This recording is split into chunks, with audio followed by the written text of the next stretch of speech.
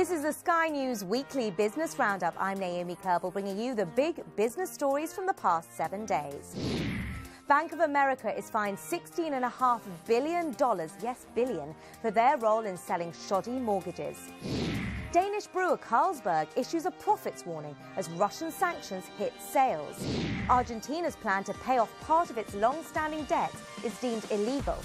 And stay tuned to find out what news Hoovers are just having to suck up. Bank of America shares were up this week after it agreed to pay more than $16 billion to the US Justice Department over its selling of toxic financial loans before the banking crisis. The deal settles charges that the bank misrepresented the quality of mortgage-backed securities that it sold to investors. It's a bitter pill for the bank after its decision in 2008 to buy two companies, Countrywide Financial and Merrill Lynch, as they teetered on the edge of collapse. The settlement is made up of a cash penalty as well as several $1 billion in relief to struggling homeowners.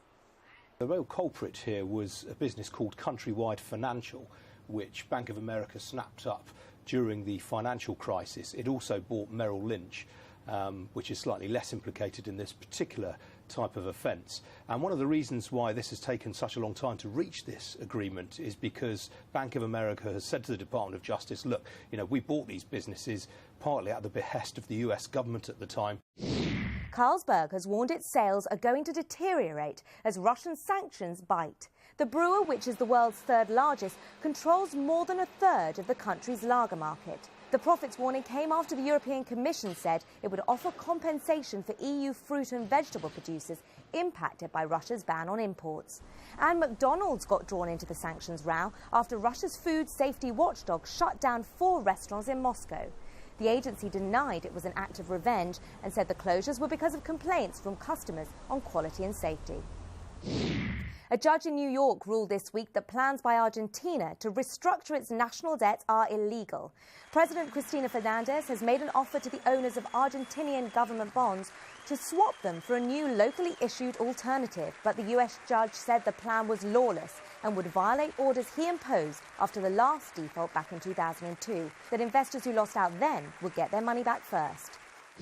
Lego Group is planning on building a 23-metre-tall house resembling a giant stack of bricks, which will be used as an interactive exhibition centre.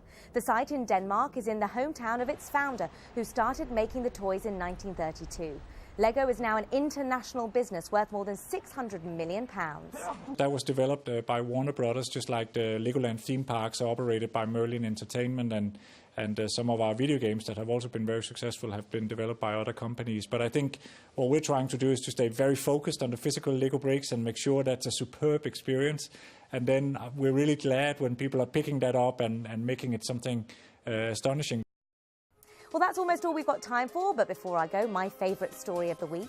If you're in the market for a good, strong vacuum cleaner, you'd better get moving, because from September the 1st, any with motors greater than 1,600 watts will be disappearing from shelves across the EU.